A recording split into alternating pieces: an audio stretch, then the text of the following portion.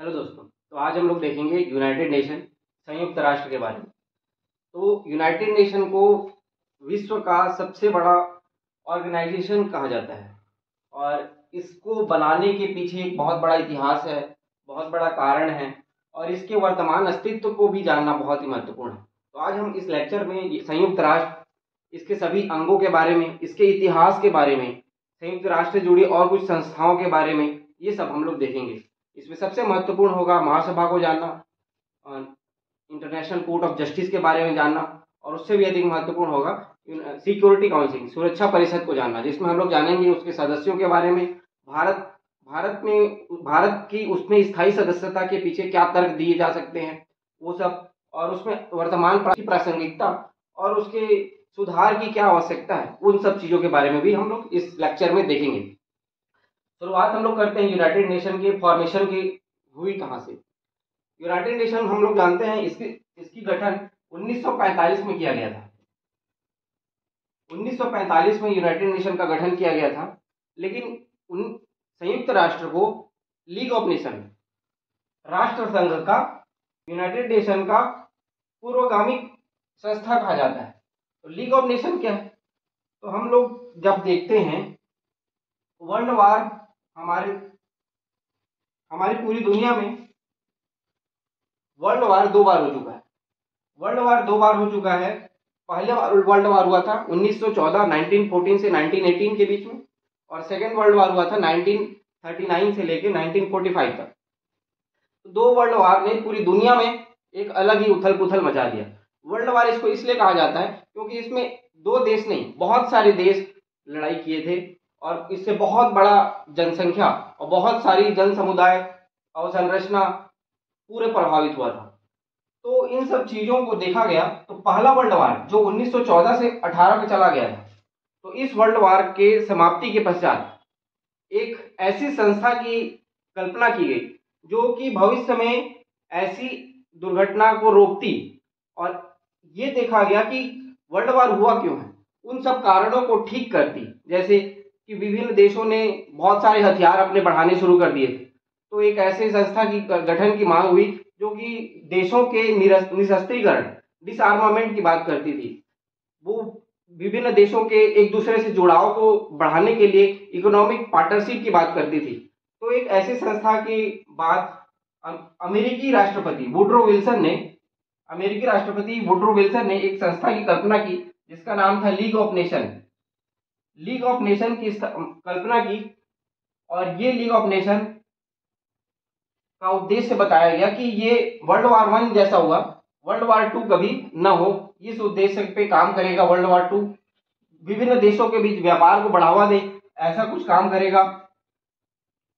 और ये जो लीग ऑफ नेशन था पेरिस की संधि के तहत बनाया गया, और इसके जो चार्टर थे वो वर्साई की संधि 1919 के तहत काम करती थी। तो आपको कोई पूछा कि वर्साई की संधि का संबंध किससे है, तो वर्साई की संधि जो 1919 में हुई थी, जो लीग ऑफ नेशन के बाद बना गया था, माना गया था लीग ऑफ नेशन से जुड़ा हुआ एक संधि है जो कि वर्ल्ड वार 1 के बाद हुआ था। तो आपको वर्साई की संधि भी याद रखनी है। लीग ऑफ नेशन जो 1919-20 में स्टैब्लिश हुआ था, और ये लीग ऑफ नेशन दो महत्वपूर्ण संस्थाओं की स्थापना भी इस समय किया गया था। इंटरनेशनल कोर्ट ऑफ जस्टिस, अंतर्राष्ट्रीय न्यायालय, और इंटरनेशनल लेबर ऑर्गेनाइजेशन, इसकी स्थापना 1919 में किया गया था। और ये संस्थाएं आज तक एग्जिस्ट करती हैं, संयुक्त राष्ट्र के अधीन ही ये संस्थाएं काम करती हैं। तो लीग ऑफ नेशन से ही इन संस्थाओं को संयुक्त राष्ट्र संघ ने उठाया था। इस प्रकार लीग ऑफ नेशन की बात की गई थी। लेकिन लीग ऑफ नेशन की कुछ खामियां थी, जैसे लीग ऑफ नेशन में जो सदस्य बनने थे, इसके चार्टर को अपने देश के संसद से रेटिफाई करना होता था कि हाँ हम लोग इसके सदस्य बनेंगे। तो लीग ऑफ नेशन की सदस्यता बहुत सारे देशों के संसद ने अपनाने से मना कर दिया। खुद जो कि वुड्रो विल्सन, जो अमेरिकी राष्ट्रपति ने ये आइडिया सुझाया था, उन्हीं के देश की संसद, जिनको कांग्रेस कहा जाता है या सीनेट कहा जाता है, सीनेट ने अमेरिका को लीग ऑफ नेशन की सदस्यता नहीं दी। तो अमेरिका खुद, जिसने ये प्रपोज किया था आइडिया, वो खुद इस संस्था का मेंबर नहीं था। इस प्रकार इसको रेटिफाई नहीं किया बहुत कम सदस्य इसके बन पाए। और आप अगर ऐसी इंटरनेशनल ऑर्गेनाइजेशन बनाना चाहते हो जिसमें दुनिया के सभी देश शामिल हों, लेकिन उसमें बहुत सीमित सदस्यता हो, तो वो सभी देशों का प्रतिनिधित्व तो नहीं कर पाती है। और दूसरा देखा गया कि जर्मनी की महत्वाकांक्षा बहुत बढ़ गई थी जब हिटलर वहां का शासक बना 1936 में। जर्मनी बहुत ही एम्बिशियस कंट्रीज बन गया था, वो अपने आसपास के देशों में अटैक करना शुरू कर दिया था। जर्मनी ने पोलैंड पे हमला किया, फ्रांस की जमीन पे हमला किया, बाल्टिक देशों पे कंट्रोल किया, उसने रूस तक हमला किया। और इन सभी हमला में जो लीग ऑफ नेशन था वो कुछ भी नहीं कर पाया, वो बस देखता रहा। तो लीग ऑफ नेशन की जो जरूरत थी, जो बनाया गया था कि वो देशों के बीच जो डिस्प्यूट है उसको रोकेगा, वो नहीं कर पाया। तो वो अपने काम पे सार्थकता को सिद्ध नहीं कर पाया, तो लीग ऑफ नेशन को फेल माना गया। और 1929 में एक बहुत बड़ी आर्थिक मंदी आई थी। हम लोग इंडियन इकोनॉमी के सेक्शन में पढ़ते हैं 1939 में बहुत बड़ी मंदी आई थी, जिसके कारण ही विश्व ने कैपिटलिस्ट से सोशलिस्ट इकोनॉमी, प्लान्ड इकोनॉमी की ओर बढ़ा था। तो वो हम लोग देखते हैं। तो लीग ऑफ नेशन में विभिन्न देशों के बीच व्यापार को भी बढ़ाने की बात की गई थी, लेकिन यहाँ पे आर्थिक मंदी आ गई। तो इन सब कारणों से लीग ऑफ नेशन को फेल माना गया। और फाइनली वर्ल्ड वार 2 भी स्टार्ट हो गया 1939 से 1945।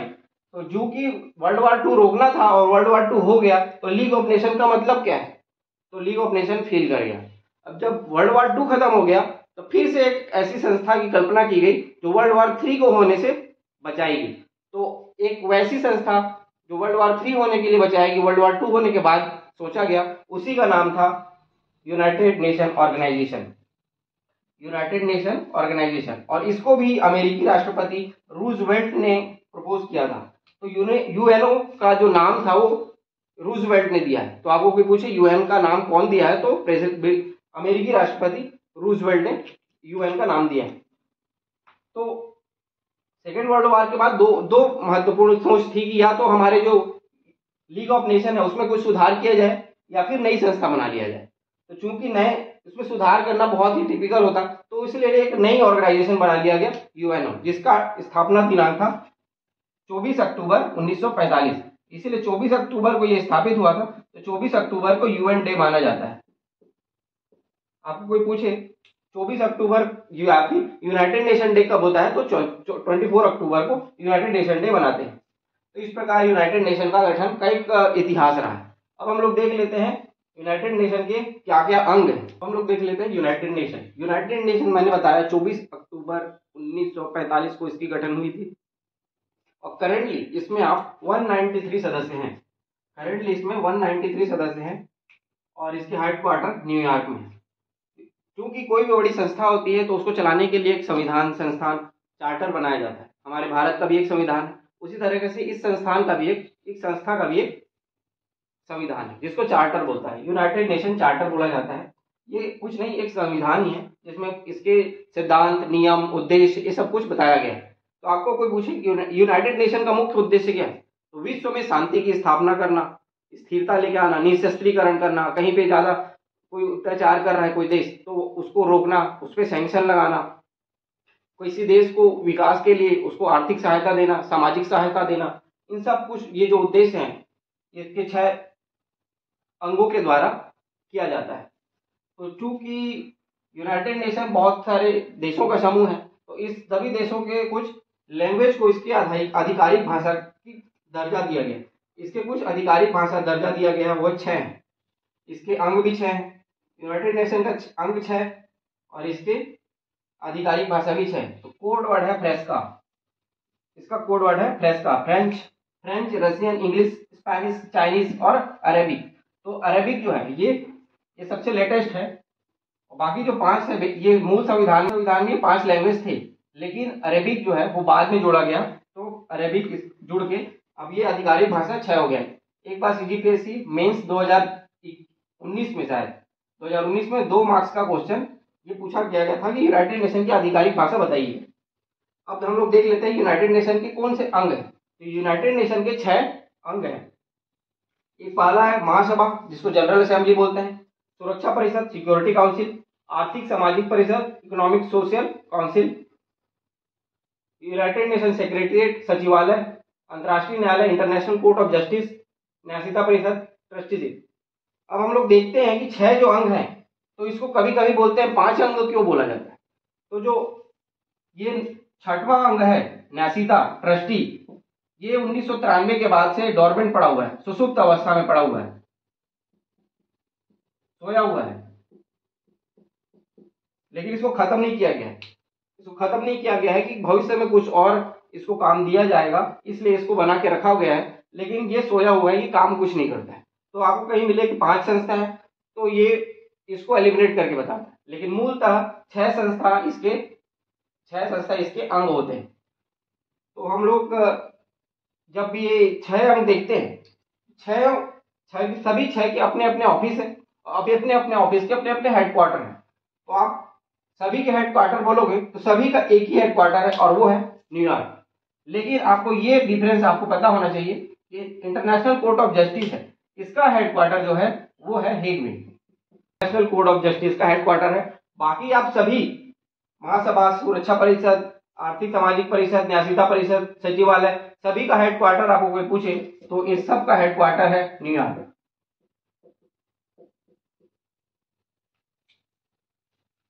इतना जानने के बाद अब हम लोग देख लेते हैं इसके सभी एक एक अंगों के बारे में हम लोग देख लेते हैं। सबसे पहले हम लोग देख लेते हैं इसके महासभा को। महासभा मतलब जनरल असेंबली। जनरल असेंबली कुछ नहीं, हमारे देश की संसद की तरह ही होती है। संयुक्त राष्ट्र में जितने सदस्य हैं, जैसे 193 सदस्य हैं, सभी सदस्य की एक प्रतिनिधि महासभा के भी प्रतिनिधि होते हैं। तो जो इसके संयुक्त जो अर्थात जो संयुक्त राष्ट्र के सदस्य हैं उसके वो खुद महासभा का भी सदस्य हो जाता है ऑटोमेटिकली। तो यूनाइटेड नेशन के 193 मेंबर हैं, उसके सभी प्रतिनिधि महासभा में भी रखते हैं। एक संसद की तरह होता है। संसद में जैसे किसी विधेयक पे विचार विमर्श होता है, बजट पारित होता है, किसी की नियुक्ति के लिए मतदान होता है, तो वो सब कुछ होता है महासभा में। इसलिए क्योंकि इसमें पूरे विश्व के प्रतिनिधि होते हैं तो इसको विश्व का लघु संसद भी कहा जाता है। संयुक्त राष्ट्र के महासभा को विश्व का लघु संसद कहा जाता है। यह एक विचार विमर्श करने वाली संस्था है, लोकतांत्रिक व्यवस्था है क्योंकि चुन के यहाँ पे आते हैं। और इसके 2 अनुच्छेद बहुत महत्वपूर्ण है, अनुच्छेद 18 और अनुच्छेद 20। संयुक्त राष्ट्र के अनुच्छेद 18 और अनुच्छेद 20 महत्वपूर्ण है, जो ये बोलता है कि कोई भी देश जो इसके सदस्य हैं, इररेस्पेक्टिव कि उसका आकार क्या है, उसकी इकोनॉमी कैसी है, वो कितना बड़ा है, कोई कितना शक्तिशाली है, सभी सदस्य देश की एक वोट होगा। मतलब 1 कंट्री 1 वोट के सिद्धांत पे महासभा काम करता है, और ये बताया गया अनुच्छेद 18 में। उसी प्रकार अनुच्छेद 20 भी बहुत महत्वपूर्ण है, जो बताता है कि इसकी अधिवेशन कब होगी। संयुक्त राष्ट्र के अधिवेशन, जैसे हमारे संसद के 3 अधिवेशन होते हैं, बजट सत्र, मानसून सत्र, शीतकालीन सत्र, उसी तरीके से इनके भी कुछ सत्र चलते हैं और ये वर्ष में एक बार होता है। और अनुच्छेद 20 में बताया गया है कि ये वर्ष के सितंबर महीना जो होगा, सितंबर महीने का जो तीसरा मंगलवार है, तीसरे मंगलवार से 1 महीने लगभग ये 1.5 महीने काम करता है। तो अनुच्छेद 20 बोलता है कि सितंबर माह के तीसरे मंगलवार से इसकी अधिवेशन प्रारंभ होगा और दुनिया के सभी सदस्य देश इसमें हाजिर होते हैं। इसके कार्य की बात करें तो जैसे अस्थायी सदस्य, हम लोग इसके बाद सिक्योरिटी काउंसिल पढ़ेंगे। सिक्योरिटी काउंसिल में 5 परमानेंट सदस्य और 10 नॉन परमानेंट सदस्य होते हैं। तो नॉन परमानेंट सदस्य होते हैं और 2 साल के लिए कहाँ से चुने जाते हैं? महासभा से ही चुने जाते हैं। तो महासभा में 2/3 बहुमत से निर्धारित किया जाता है कि कौन से सदस्य इस साल अस्थायी सदस्य के रूप में निर्वाचित होते हैं। हम लोग इंटरनेशनल कोर्ट ऑफ जस्टिस भी पढ़ेंगे, वहां जो जज निर्वाचित होते हैं, जो जिनका कार्यकाल 9 साल होता है, वो कहाँ से चुने जाते हैं? वो सिक्योरिटी काउंसिल से रिकमेंडेड होके उसके बाद महासभा से चुनाव होता है 2/3 बहुमत से, फिर वो जज बनते हैं। और इस पूरे यूनाइटेड नेशन का पूरा एक बजट होता है, तो उस बजट का भी पालन कहाँ से होता है? तो बजट पास भी यहीं से होता है।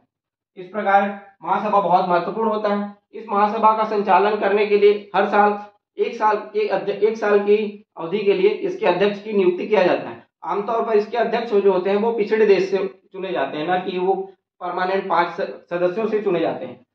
तो इस महासभा के जो अध्यक्ष होते हैं वो 1 साल के निर्वाचित होते हैं। और जो प्रथम अध्यक्ष, जो महिला अध्यक्ष थी, वो थी विजय लक्ष्मी पंडित, जो हमारे प्रधानमंत्री नेहरू की बहन थी और हमारे भारत से संबंध रखते ही थी। इसलिए वो बहुत महत्वपूर्ण हो जाता है कि महासभा की जो प्रथम अध्यक्ष थी वो विजया लक्ष्मी पंडित थी और वो भारतीय थी।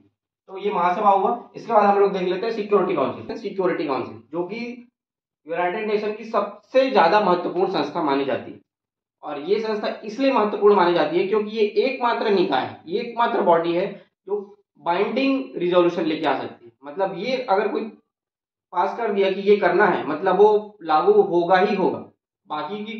बाकी बॉडी की जो एडवाइजरी है वो कुछ लागू करना चाहते हैं तो वो बाध्यकारी नहीं होती है, लेकिन यूनाइटेड नेशन सिक्योरिटी काउंसिल बाध्यकारी प्रस्ताव, बाइंडिंग रिजोल्यूशन जारी करने वाला एकमात्र बॉडी है। ये यूनाइटेड नेशन का एकमात्र ऐसा बॉडी जो बाइंडिंग रिजोल्यूशन लेके आता है, इसलिए इसकी महत्ता बहुत ही महत्वपूर्ण हो जाती है। और इसकी महत्ता इसलिए भी महत्वपूर्ण हो जाती है क्योंकि इसमें एक वीटो का पावर आता है। ये वीटो का पावर क्या है, बाइंडिंग रिजोल्यूशन क्या है, ये सब इसको बहुत ही महत्वपूर्ण बनाते हैं। तो सुरक्षा परिषद में सभी सदस्य नहीं होते, जैसे हम लोगों ने महासभा में देखा सभी सदस्य के प्रतिनिधि महासभा के भी सदस्य हो जाते हैं, लेकिन यूनाइटेड नेशन सिक्योरिटी काउंसिल में सभी ऐसा नहीं होता है। इसमें 15 सदस्य ही होते हैं, और 15 सदस्य में भी 5 होते हैं परमानेंट और 10 होते हैं नॉन परमानेंट। ये जो 10 होते हैं वो 2 साल कार्यकाल के लिए चुने जाते हैं, और ये चुनाव होता है 2/3 बहुमत से महासभा चुनाव करती है, और वो क्षेत्रीय प्रतिनिधित्व के आधार पर होता है। जैसे ये जो 10 अस्थायी सदस्य हैं 2 वर्ष के लिए चुने जाते हैं और 2/3 बहुमत से चुने जाते हैं। और ये ऐसा नहीं कि हर साल 10 लोगों का चुनाव होता है, 5 साल इस साल चुनाव होगा, 5 सदस्य का अगले साल चुनाव होगा।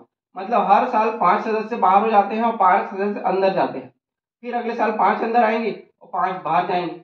तो हर साल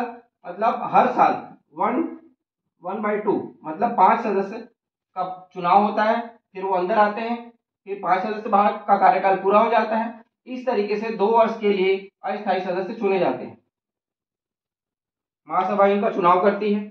और ये जैसे अफ्रीका के देश हो गए, अब एशिया के देश हो गए, एशिया के, अफ्रीका के, लैटिन अमेरिका के, कैरिबियाई कंट्री के, यूरोप के, पश्चिमी यूरोप, पूर्वी यूरोप, इस तरीके से क्षेत्रीय प्रतिनिधित्व, रीजनल प्रतिनिधित्व को सुनिश्चित करने के लिए कुछ अस्थायी सदस्यों को भी चुना जाता है और यूनाइटेड नेशन सिक्योरिटी काउंसिल का गठन किया जाता है। इसके 5 स्थायी सदस्यों का नाम याद करना बहुत महत्वपूर्ण है।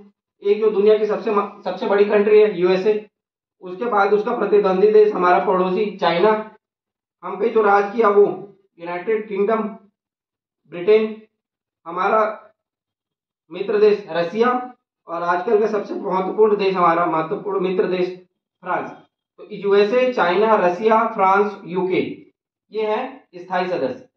और इन स्थायी सदस्यों के पास होता है एक शक्ति, मत देने का, वोटिंग करने का एक पावर है जिसको बोलते हैं वीटो।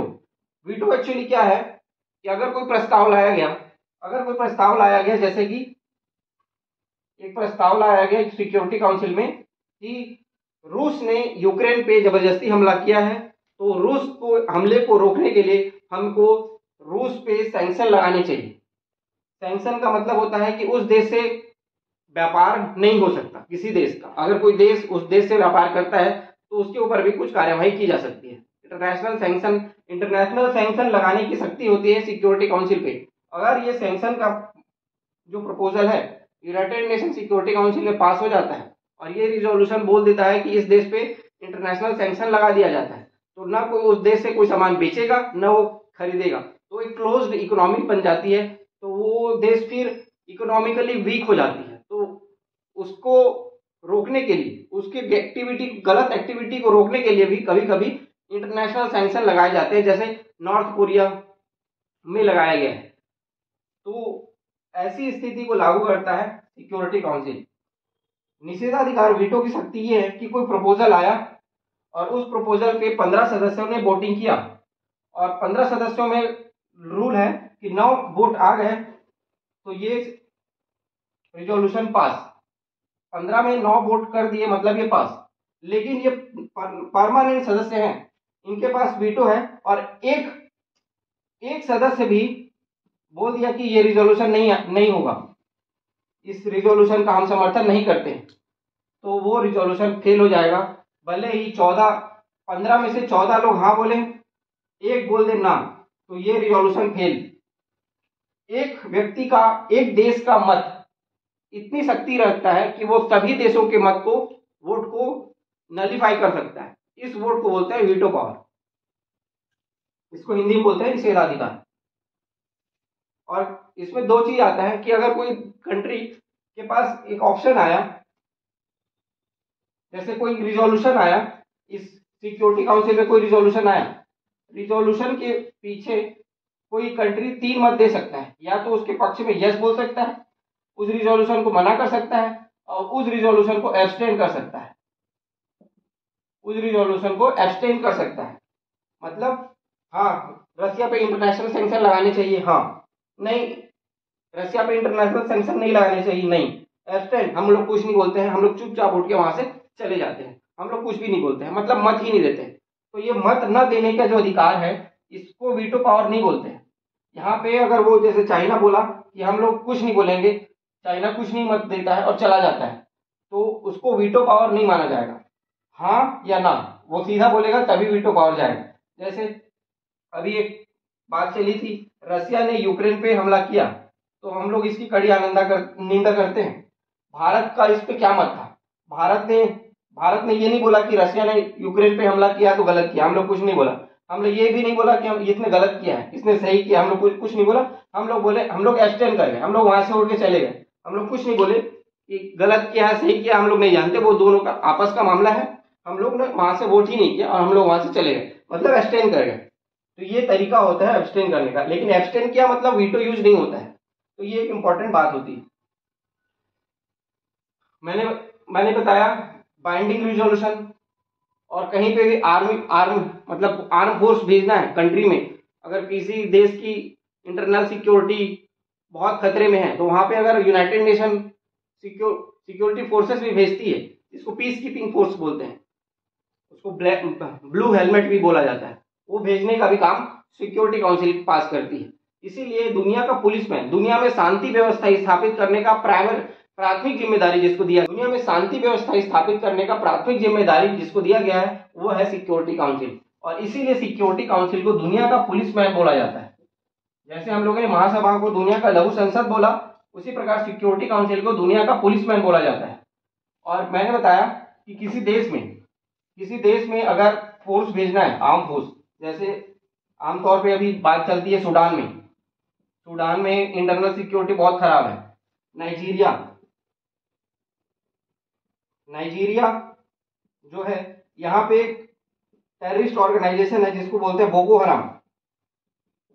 हराम जो बोलते हैं, ये यहाँ पे बहुत आतंकी मचाते रहती है। तो वहाँ के देश के लोगों को सुरक्षित रखने के लिए, या फिर सूडान में इंटरनल सिक्योरिटी बचाने के लिए, टेररिस्ट ऑर्गेनाइजेशन से स्थानीय लोगों को बचाने के लिए United nation peace keeping force भेजा जाता है। इसको ब्लू हेलमेट भी बोला जाता है, ब्लू हेलमेट। तो आपको अगर ऑब्जेक्टिव में पूछा गया कि ब्लू हेलमेट कौन सी संस्था को बोला जाता है, तो United Nation Security Council international peace establish करने के लिए एक आर्म फोर्स भेजती है, जिसमें ब्लू हेलमेट की महत्वपूर्ण भूमिका होती है। इस ब्लू हेलमेट में विभिन्न देश अपने आर्म फोर्स को United nation peace keeping force में भेजते हैं। तो पीस कीपिंग फोर्स में भारत की जो योगदान है, पीस कीपिंग फोर्स में भारत चौथे नंबर पे अपना योगदान देता है। तो पीस कीपिंग फोर्स में जितने भी आर्म फोर्स हैं, उसमें से सबसे महत्वपूर्ण जो सप्लायर है बांग्लादेश और भारत इसमें चौथा देश है, और बांग्लादेश भी इसमें महत्वपूर्ण भूमिका निभाता है। तो बांग्लादेश और भारत के जो बहुत सारे आर्म फोर्स हैं, सैनिक हैं, वो जाते हैं विभिन्न देशों में और वहां पे सेवा देते हैं शांति सुरक्षा स्थापित करने में। उसके बदले यूनाइटेड नेशन उनको कुछ मॉनेटरी टर्म में कुछ पैसे भी देती है। इस प्रकार सिक्योरिटी काउंसिल है। सिक्योरिटी काउंसिल की सदस्यता और इसकी भारत से क्या संबंध है, ये भी बहुत महत्वपूर्ण होता है, और इसमें सुधार की क्या आवश्यकता है, ये भी बहुत महत्वपूर्ण होता है। हम लोग देख लेते हैं कि इसमें सुधार की क्या आवश्यकता है। यूनाइटेड नेशन सिक्योरिटी काउंसिल बना था 1945 में बना था। हम लोग देखें पावर प्रिज्म की बात करें तो 1945 से, द्वितीय विश्व युद्ध से पहले 1939 से पहले की बात करें तो जैसे जो कॉलोनी बनाने वाली कंट्रीज थी, जैसे ब्रिटेन, फ्रांस, स्पेन, पुर्तगाल, ये बहुत ही दुनिया के देशों में अपना अपना कब्जा बना के, उपनिवेश बना के, कॉलोनीज बना के अपने साम्राज्य को बहुत फैलाए हुए थे। तो ये देश बहुत ही आगे थे, उन्नत थे, विकसित थे, लेकिन द्वितीय विश्व युद्ध के बाद पावर प्रिज्म बदल गया और दुनिया का सबसे शक्तिशाली देश यूएसए बन गया। जो पहले यूके, फ्रांस, जर्मनी, ब्रिटेन ये सब थे, वो अब हो गया कौन? यूएसए। रसिया, जो यूएसएस उस समय यूएसएसआर था, अब यूएसएसआर बहुत शक्तिशाली हो गया, यूएसए बहुत शक्तिशाली हो गए, ये देश अब कमजोर हो गए थे। पावर प्रिज्म बदल चुका था 1945 में, अब ये शक्तिशाली हो चुके थे। तो उस हिसाब से उस समय सिक्योरिटी काउंसिल का गठन किया गया। वर्तमान में क्या है? वर्तमान में इंडिया, जापान, जर्मनी ये सब बहुत शक्तिशाली हो चुके हैं, ब्राजील, तो ये इतने शक्तिशाली हो चुके हैं कि अब इनको भी सिक्योरिटी काउंसिल में जगह देने की बात मांगी जाती है। तो इसमें एक जो श्रृंखला है भू राजनीति में परिवर्तन, तो ये 1919 में परिस्थिति दुनिया की अलग थी, 1939 में अलग थी, 1945 में अलग थी, वर्तमान में अलग है। तो 1945 के हिसाब से सिक्योरिटी काउंसिल को बनाया गया था, तो इसमें सुधार की मांग की जाती है। और जो सबसे बड़ी मांग की जाती है, जो इनके पास वो वीटो का पावर है। तो अगर 193 देश हाँ बोल रहे हैं, 192 देश हाँ बोल रहे हैं, 192 देश हाँ बोल रहे हैं और एक देश ना बोल दिया, मतलब वो रिजोल्यूशन फेल। मतलब आप लोग 192 दोस्त हो, आप लोगों ने गोवा जाने का प्लान बनाया, लेकिन एक दोस्त बोल दिया कि मैं नहीं जाऊंगा, तो आपका गोवा जाने का प्लान खत्म। 192 देश हाँ बोले, 101 व्यक्ति बोल दिया मैं नहीं जाऊंगा, तो वो प्लान कैंसिल हो जाएगा। वो शक्ति होती है उसकी वीटो पावर। तो ऐसी शक्ति डेमोक्रेटिक ऑर्गेनाइजेशन में शोभा नहीं देती है कि एक व्यक्ति 192 देशों के मत को नकार सकती है। ये किसी ऑर्गेनाइजेशन के डेमोक्रेटाइजेशन को शोभा नहीं देती है। इसीलिए इस वीटो को खत्म करने या फिर इसको बढ़ाने की मांग समय समय पर आती रहती है। स्थायी सदस्यता में जो आजकल G4 कंट्रीज की बात हम लोग करेंगे, अभी G4 कंट्रीज में वो मांगते हैं कि स्थायी सदस्यता 5 है, इसको बढ़ाया जाए, स्थायी सदस्यता का दायरा बढ़ाकर 5 से 10 देशों का किया जाए। ऐसी मांग भी समय समय पर आती है, क्योंकि विकासशील देश अभी बहुत बढ़ चुके हैं। ये पांचों देश में से एक ही देश मात्र है चाइना, एकमात्र चाइना जो है वो विकासशील देश है, बाकी सभी विकसित देश हैं। और वर्तमान समय में हम देखते हैं द्वितीय विश्व युद्ध के बाद नए नए देश उपनिवेशवाद से छूटे और स्वतंत्र हुए, और आज वो बहुत सारे विकसित देश बन चुके हैं और आज इतनी मजबूत स्थिति में पहुंच गए हैं कि उनकी प्रतिनिधित्व यहाँ पे होना बहुत महत्वपूर्ण हो गया है। लेकिन एकमात्र, इतने सारे विकासशील देश हैं लेकिन एकमात्र देश है चाइना जो सभी विकासशील देशों का प्रतिनिधित्व करता है। इसको भी बढ़ाने की बात समय समय पे की जाती है। अब हम लोग देख लेते हैं सुरक्षा परिषद में भारत इतनी अपनी दावेदारी क्यों करता है। सुरक्षा परिषद में भारत बोलता है कि हमको भी इसमें स्थायी सदस्यता मिलना चाहिए। भारत अपनी स्थायी सदस्यता की दावेदारी प्रस्तुत करने के लिए हमेशा आगे बढ़ा रहता है और विभिन्न देशों से अपने फेवर में वोट लेने के लिए हमेशा तैयार रहता है। इतना जानने के बाद हम लोग देख लेते हैं कि भारत का सुरक्षा परिषद में परमानेंट मेंबर स्थायी सदस्यता पाने के लिए कौन कौन सा अपने तर्क प्रस्तुत करता है भारत के सुरक्षा। अब हम लोग ये देख लेते हैं कि सुरक्षा परिषद में भारत अपनी दावेदारी स्थायी सदस्यता के लिए तर्क क्या देता है। भारत की जनसंख्या की बात करती है, भारत अपनी जनसंख्या बता, भारत में दुनिया की लगभग 17 से 18% आबादी, भारत में दुनिया की 18% आबादी रहती है। इतनी बड़ी आबादी को सुरक्षा परिषद में स्थायी न देना ये कैसा न्याय है। तो दुनिया की सबसे बड़ी आबादी को आप सुरक्षा परिषद में प्रतिनिधित्व नहीं देते हो और आप बोलोगे कि वो दुनिया का प्रतिनिधित्व करता है, तो ऐसा नहीं हो सकता।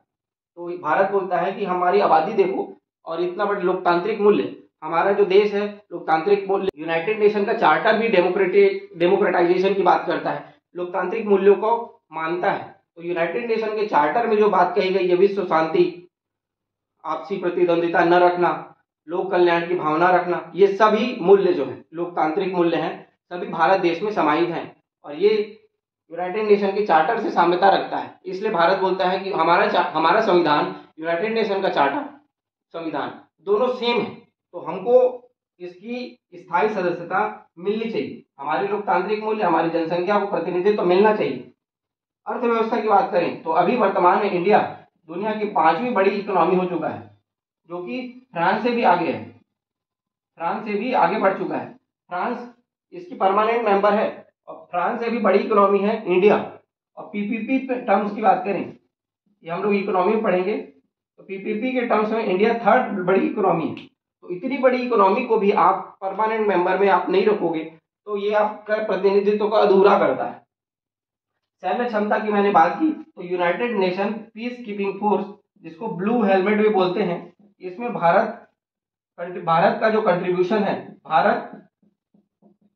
भारत पीस कीपिंग फोर्स में, भारत के पीस कीपिंग में जितने फोर्स हैं उसमें सबसे बड़ा योगदान भारत का चौथे नंबर पे आता है। तो इतनी बड़ी आबादी को, सैनिक क्षमता को पीस कीपिंग फोर्स में देता है इंडिया, तो इसको भी सुरक्षा परिषद में स्थायी सदस्यता मिलना चाहिए। हमारे सांस्कृतिक मूल्य जैसे हैं वसुधैव कुटुंबकम, हम लोग पूरी दुनिया को एक परिवार मानते हैं।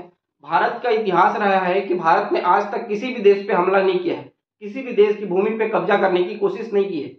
हमने आज तक देशों में, भारत का एक ऐसा इतिहास रहा है जो किसी भी देश पे अटैक नहीं किया है। तो हमारे जो वसुधैव कुटुंबकम, सर्वधर्म समभाव, सभी धर्मों में समानता, एकता, सभी को एक जैसा मानना, ऐसे सांस्कृतिक मूल्य की जरूरत यूनाइटेड नेशन के चार्टर को है। जब ऐसे ऐसे मूल्य वाले देश यूनाइटेड नेशन सिक्योरिटी काउंसिल के परमानेंट मेंबर में जाएंगे तो उसकी वैल्यू और बढ़ जाएगी, उसका महत्व और बढ़ जाएगा। हमारी विदेश नीति की बात जब आती है तो हम लोगों ने ऑपरेशन दोस्त अभी चलाया था, ऑपरेशन दोस्त। इसमें क्या हुआ था, टर्की में, सीरिया में बहुत बड़ा भूकंप आया था। वहां के देश के लोगों ने पूरी दुनिया से हेल्प मांगी। भारत ने हेल्प मांगने से पहले ही वहां पे अपने सैन्य उपकरण, जरूरी मेडिकल इक्विपमेंट, खाने पीने की सामग्री, सैन्य क्षमता, रेस्क्यू ऑपरेशन करने के लिए सैन्य क्षमता, ये सबको भेजा। और भारत ने अपनी विश्व में जिम्मेदारी जो बताई है, विश्व जिम्मेदारी की बात करते हैं, विश्व में एक जिम्मेदार देश के रूप में अपने को स्थापित किया है। तो ऐसी एक जिम्मेदार देश को सिक्योरिटी काउंसिल में रखना भी बहुत महत्वपूर्ण हो जाता है। तो इतने बड़े बड़े मुद्दे रखने के बाद, हमारे तर्क रखने के बाद भी सिक्योरिटी काउंसिल में आज तक हम लोग को परमानेंट मेंबरशिप मिला क्यों नहीं? इसके पीछे कुछ कारण होते हैं, वो जानना भी बहुत महत्वपूर्ण है। तो सबसे बड़ा कारण है कि यूनाइटेड नेशन सिक्योरिटी काउंसिल के परमानेंट मेंबर बनने से पहले हमको जो P5 कंट्री हैं, परमानेंट मेंबर जो हैं, 5 देश, सिक्योरिटी काउंसिल के 5 परमानेंट मेंबर होते हैं, उसके जो 5 सदस्य हैं उनको P5 बोला जाता है। ये P5 परमानेंट मेंबर के रूप में नियुक्त होते हैं। लेकिन प्रॉब्लम कहाँ आती है? चाइना का आता है। चाइना कभी भी नहीं चाहेगा कि हम परमानेंट मेंबर बन जाए, क्योंकि हमको वीटो पावर मिल जाएगा। और कभी भी हमारे खिलाफ कोई इशू आता है तो हम लोग वीटो इस्तेमाल कर सकते हैं, जो चाइना को अच्छा नहीं लगेगा। तो इस कारण से चाइना कभी भी समर्थन नहीं करता है हमको परमानेंट मेंबर में शामिल होने का। और इसके महत्वपूर्ण कारण में आता है, भारत एनपीटी में हस्ताक्षर नहीं किया है। एनपीटी होता है नॉन प्रोलिफरेशन ट्रीटी, परमाणु अप्रसार संधि। मतलब 5 परमानेंट मेंबर के अलावा कोई भी देश परमाणु बम को नहीं रख सकता। न्यूक्लियर पावर कोई भी कंट्री 5 कंट्री को छोड़ के नहीं हो सकता। उनको अपने न्यूक्लियर जो आर्म है उनको नष्ट करना होगा, ये संधि बोलता है। और भारत इसमें हस्ताक्षर नहीं किया है। क्यों? क्योंकि हमारे पास परमाणु हथियार है और हमने इसमें हस्ताक्षर नहीं किया है। तो चाइना बोलता है भारत पहले एनपीटी में हस्ताक्षर करे, उसके बाद हम लोग इनके परमानेंट मेंबर में होने की बात सोचेंगे। इसके अलावा एक और ग्रुप आती है कॉफी क्लब, ये भी हम लोग देखेंगे, जो कि भारत के दावेदारी को रोकता है। इस प्रकार से कुछ और प्रस्ताव आते हैं इसमें। हम लोग सिक्योरिटी काउंसिल में G4 एक प्रस्ताव आता है, कॉफी क्लब की बात आती है, तो ये भी हम लोग देख लेते हैं। तो G4 क्या है? G4 और कॉफी क्लब क्या है? G4 एक 4 देशों का समूह, ग्रुप ऑफ 4 है। ब्राजील, इंडिया, जर्मनी और जापान, ये 4 देश यूनाइटेड नेशन सिक्योरिटी काउंसिल के परमानेंट मेंबर के लिए एक समूह बनाई थी। और इन्होंने चारों देश मिलकर ये बात रखी कि हम लोग एकजुट हो गए, चारों देश मिलकर हम लोग अपनी दावेदारी सुरक्षा परिषद के स्थायी सदस्यता के लिए मजबूत रखेंगे। और इसीलिए 4 देश आगे आए और G4 की गठन की गई। ब्राजील, भारत, जर्मनी और जापान, इन्होंने सिक्योरिटी काउंसिल में कुछ सुधार की बात कही कि वह अभी 15 सदस्य सिक्योरिटी काउंसिल में हैं, जिसमें 5 परमानेंट और 10 नॉन परमानेंट हैं। तो परमानेंट को 5 से बढ़ा के 11 कर दिया जाए, मतलब 6 सदस्य और जोड़े जाए। और नॉन परमानेंट में 10 को 4 जोड़ के इसको बढ़ा दिया जाए 14, इस प्रकार टोटल हो जाएंगे 25। 25 सदस्य करने की बात की गई। जो अभी 15 है उसको 25 करो, उसमें 5 परमानेंट में 6 परमानेंट और जोड़ो और इनको टोटल कर दो 11। 6 परमानेंट में 4 तो यही कंट्री होगा G4 के, और 2 अलग से अफ्रीका की कंट्रीज को भी इसमें प्रतिनिधित्व दिया जाना चाहिए। 2 अफ्रीका की कंट्री और 4 G4 की कंट्री मिला के 6 परमानेंट मेंबर बना के 11 परमानेंट, इस प्रकार 15 से 25 हो जाएंगे सिक्योरिटी काउंसिल के सदस्य। ये प्रस्ताव रखता है G4। अब G4 में जैसे भारत है, ये परमानेंट सीट मांग रहा है, ब्राजील है, ये परमानेंट सीट मांग रहा है, जर्मनी मांग रहा है और जापान मांग रहा है। तो कोई भी देश अगर परमानेंट सीट मांगेगा तो हमेशा देखा जाता है कि अपने पड़ोसी देश के साथ उसके कुछ संबंध अच्छे नहीं होते। तो भारत का परमानेंट सीट का विरोध कौन करेगा? पाकिस्तान। ब्राजील के विरोध कौन करेगा? अर्जेंटीना। जर्मनी का कौन करेगा? स्पेन। इनके पड़ोसी देश ही इनके स्थायी सदस्यता का विरोध करेंगे। तो ये लोगों ने एक यूनाइटिंग फॉर कंसेंसस लेके आए, ये लोग यूनाइटिंग फॉर कंसेंसस लेके आए कि इन लोगों को प्रस्ताव G4 सदस्यों को स्थायी सदस्यता नहीं मिलनी चाहिए। इनका कॉफी क्लब बोला गया इन ग्रुप को। इस कॉफी क्लब ग्रुप में पाकिस्तान, स्पेन, इटली, अर्जेंटीना, ये सब कुछ देश हैं कॉफी क्लब में, और इनका मुख्य काम है G4 देशों को परमानेंट सीट देने से रोकना। ये बोलते हैं कि G4 प्रस्ताव नहीं एक्सेप्ट करना चाहिए, इनको स्थायी सदस्यता नहीं मिलनी चाहिए, और इसी के लिए इनको यूनाइटिंग फॉर कंसेंसस बोला जाता है। तो ये था पूरा यूनाइटेड नेशन सिक्योरिटी काउंसिल। इसके बाद हम लोग देखते हैं अंतर्राष्ट्रीय न्यायालय, इंटरनेशनल कोर्ट ऑफ। अब हम लोग देख लेते हैं international court of justice, ICJ, international court of justice, अंतर्राष्ट्रीय न्यायालय। अंतर्राष्ट्रीय न्यायालय मैंने बताया इसकी स्थापना लीग ऑफ नेशन के टाइम 1920 में की गई थी। इसी को आगे बढ़ा के संयुक्त राष्ट्र में 1945 में बना के इंटरनेशनल कोर्ट ऑफ जस्टिस बना दिया गया। और इसी इंटरनेशनल कोर्ट ऑफ जस्टिस का मैंने बात किया था कि एकमात्र ऐसा ऑर्गेनाइजेशन है जिसका हेडक्वार्टर जो है वो न्यूयॉर्क में नहीं है। इसका हेडक्वार्टर न्यूयॉर्क में नहीं है, तो कहाँ है? हेग में। हेग कहाँ पे? ये नीदरलैंड। मैंने शुरू में बताया था, गलती से शायद मैंने बोल दिया था स्विट्जरलैंड, तो वो नीदरलैंड में। तो हेडक्वार्टर ICJ का हेग में है, नीदरलैंड में। उसका कारण ही यही था क्योंकि ये 1920 में स्थापित हो गया था। 1945 से पहले, जो यूनाइटेड नेशन ऑर्गेनाइजेशन बनने से पहले ही ICJ बन गया था, इसीलिए हेग नीदरलैंड में इसका हेडक्वार्टर है, न्यूयॉर्क में नहीं। इसलिए इसकी एक अलग ही इंपॉर्टेंस हो जाता है।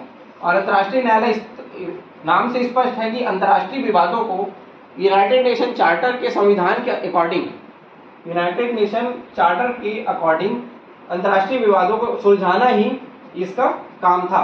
टोटल 15 न्यायाधीश होते हैं। ICJ में 15 न्यायाधीशों की व्यवस्था की गई है, और ये 15 न्यायाधीश इस बात का प्रतिनिधित्व हमेशा करते हैं कि ये हमेशा अलग अलग देशों से हो, क्षेत्रीय प्रतिनिधित्व हमेशा सुनिश्चित हो, और ये ऐसी योग्यता रखें कि अपने देश के जो सुप्रीम कोर्ट है उसके चीफ जस्टिस या उसके समतुल्य अपनी योग्यता रखते हो, उन्हीं को यहाँ पे न्यायाधीश की नियुक्ति के रूप में किया जाता है। और इनका कार्यकाल 9 वर्ष का होता है। इतना लंबा कार्यकाल होता है।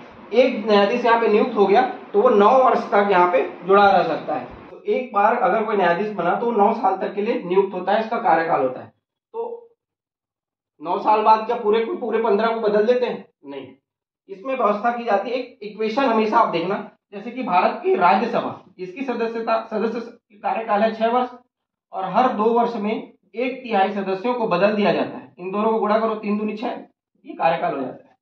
इसी प्रकार यहाँ पे 9 वर्ष का है कार्यकाल, 1/3 सदस्यों को 3 वर्ष के लिए 3 वर्षों बाद बदल दिया जाता है। 3 या 9, ये देखो इसका। तो ये फॉर्मूला हमेशा लगभग लागू हो जाता है कि 9 वर्ष का कार्यकाल है, 1/3 सदस्यों को 3 वर्ष के लिए बदल दिया जाता है, 3 वर्ष में बदल दिया जाता है।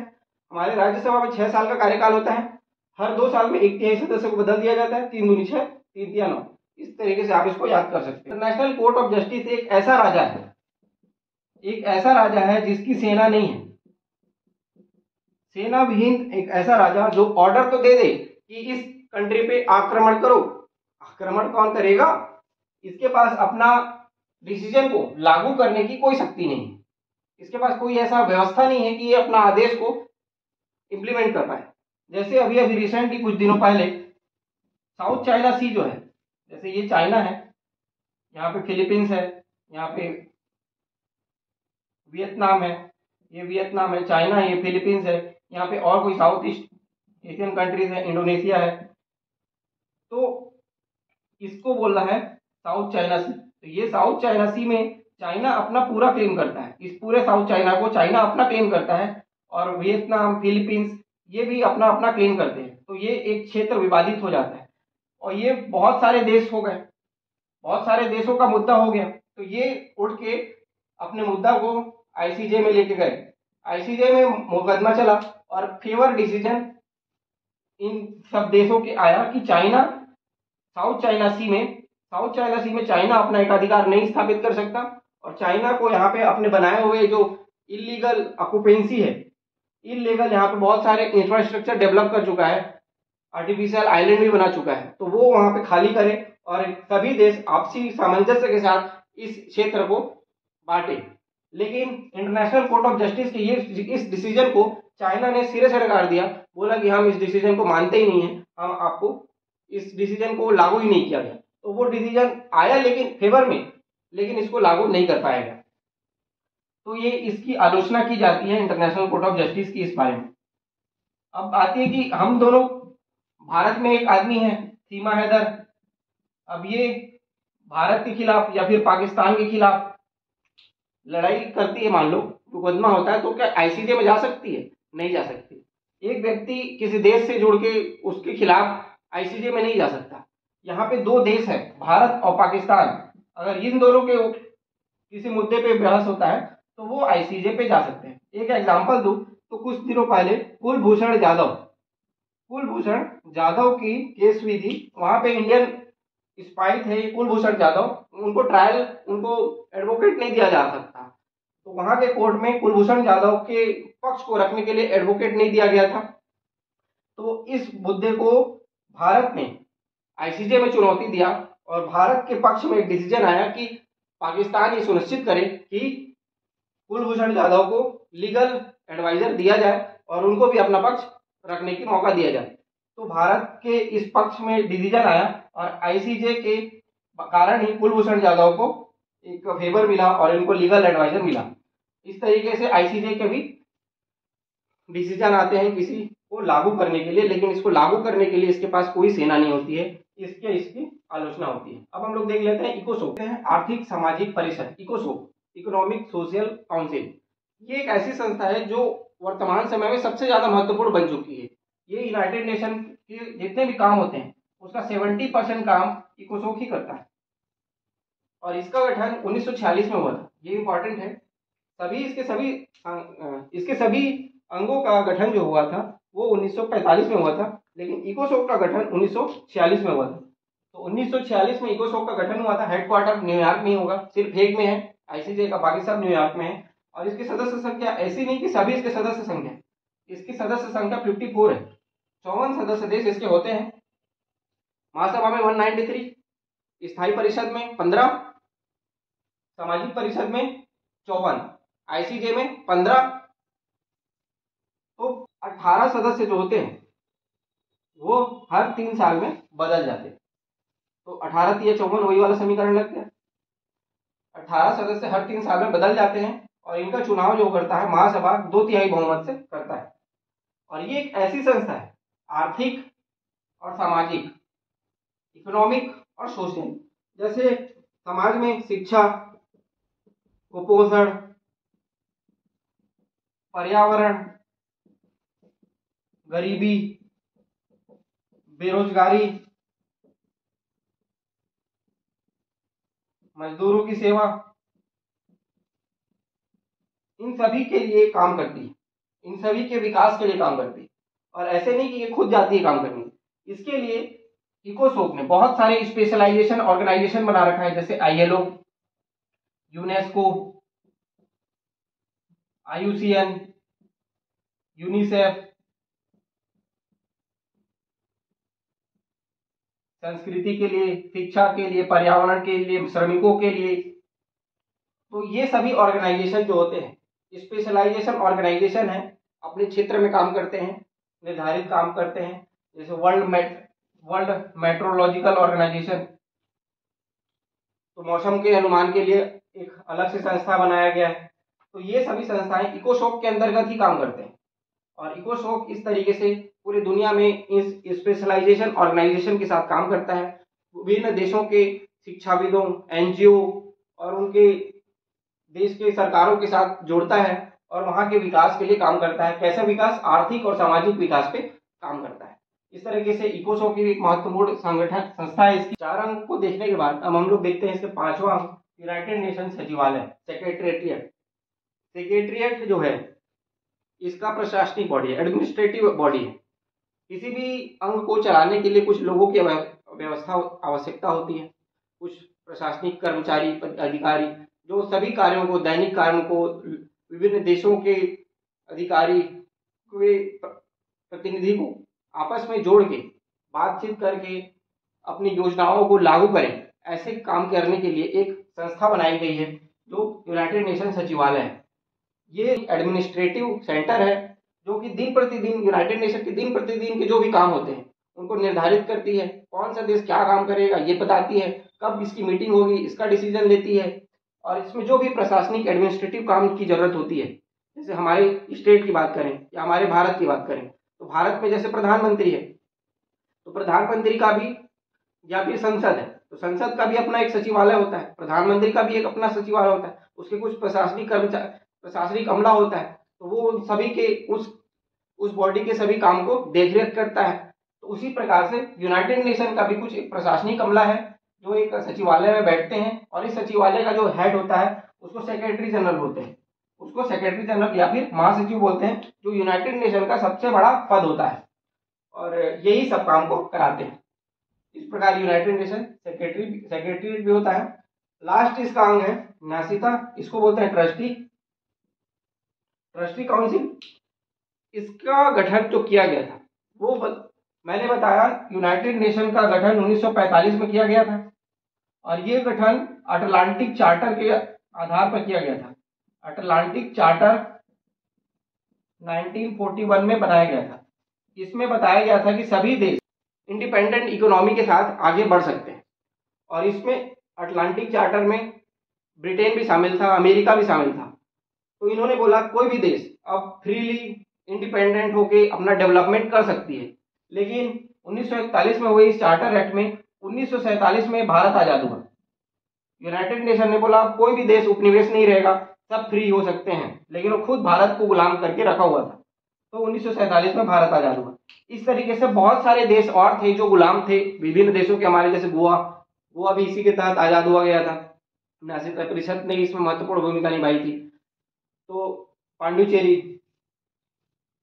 की बात करेंगे तो बहुत सारे देश उस समय विभिन्न देशों के उपनिवेश की तरह थे, तो उन सबको फ्रीडम दिलाने के लिए न्यासिता परिषद काम करता था।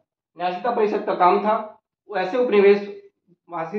ऐसे उपनिवेशवादी देश जो द्वितीय विश्व युद्ध के बाद स्वतंत्र हुए हैं, अब ऐसे स्वतंत्र होने के बाद उस देश में प्रशासनिक जरूरतें अलग होती हैं, उस देश में वित्तीय जरूरतें अलग होती हैं। अब कोई नया देश है, मान लो वो गरीब है, तो उसको प्रशासनिक सुधार के लिए कुछ पैसे चाहिए होंगे, उसको प्रशासनिक प्रशिक्षण की जरूरत होगी। अब प्रशासनिक अमला चलाने के लिए उनके पास कोई अनुभवी व्यक्ति नहीं होंगे, तो उनको प्रशासनिक अमला चलाने के लिए व्यक्ति की जरूरत होगी, प्रशासनिक खर्च के लिए कुछ पैसे की जरूरत होगी। अब वहां पे कुछ स्थानीय जरूरतें होंगी, फैक्ट्री लगाना होगा, लोगों को रोजगार देना होगा। तो ये सब चीजों का ध्यान रखने के लिए एक न्यासिता परिषद का गठन किया गया था। और चूंकि हम लोग देखते हैं कि आज दुनिया के सभी देश अब आजाद हैं, कहीं भी उपनिवेशवाद नहीं दिखता है। तो आखिरी जो उपनिवेश जो हटा था वो पलाऊ जो था 1994 में पलाऊ हुए आजादी के बाद न्यासिता परिषद का लास्ट देश था जिसमें वो अपने योगदान दिया था। इसके बाद से फिर न्यासिता परिषद डोरमेंट स्थिति में, सुसुप्त अवस्था में पड़ा हुआ है, इसका कोई काम नहीं है और ये खाली पड़ा हुआ है। तो इसलिए इसको कभी कभी यूनाइटेड नेशन में नहीं भी जोड़ा जाता है, लेकिन आज भी ये अंग बना हुआ है। भविष्य में इसको कुछ और काम दिया जा सकता है, ऐसा सोच के इसको आज भी जिंदा रखा हुआ है। तो इस तरीके से हम लोगों ने यूनाइटेड नेशन कंप्लीट इसके 6 अंगों के बारे में देखा, सिक्योरिटी काउंसिल के बारे में देखा। इस तरीके से ये पूरा मेंस के लिए भी बन सकता है। और हम लोग इसके आखिरी पेज में, अपने नोट्स के आखिरी पेज में जो भी इंपॉर्टेंट वन लाइनर फैक्ट है, कॉप बना है, हेडक्वार्टर क्या है, कितने सदस्य हैं, इसके कितने कार्यकाल हैं, इन सब को एक पेज में शॉर्ट नोट्स की तरह लिख सकते हैं, जो कि प्रीलिम्स के लिए भी इंपॉर्टेंट हो सकता है। तो ये जो टॉपिक है prelims as well as mains दोनों के लिए इंपॉर्टेंट होता है। तो आप इसको अच्छे से पढ़ें, अच्छे से नोट्स बनाएं, रिवीजन करें। इतना ही मैं बोलूँगा। तो आज के लिए इतना ही। Thank you.